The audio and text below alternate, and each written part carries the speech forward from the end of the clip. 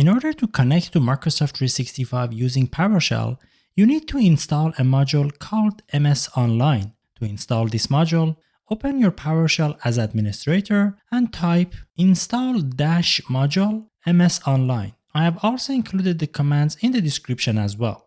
For the installation, PowerShell connects online and start downloading the module and all the requirements. On the first prompt, type Y to say yes to the prompt, and on the next prompt, type A to say yes to all other future prompts of the installation. Depending on your computer speed, this installation might take a few minutes. When the installation is finished, PowerShell will get you back to the prompt. There are no messages or warnings to display. Installation is now completed.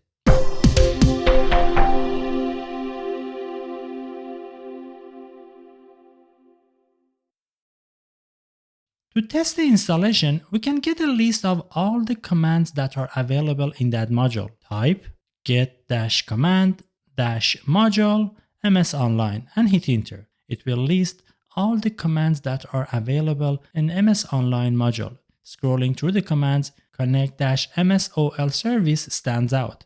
This is the command that we will use to connect to Microsoft 365 services. Type in connect-MSOL service and hit enter. Microsoft will open a page that you can enter your username and password. Type in your username, enter your password, and hit sign in. Microsoft will prompt you to verify your identity by either entering a code that has been SMSed to your cell number or using Microsoft Authenticator application.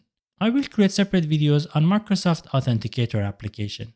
After your identity has been verified, you are connected to Microsoft 365. The prompt will not change, so you will not notice any difference inside PowerShell window.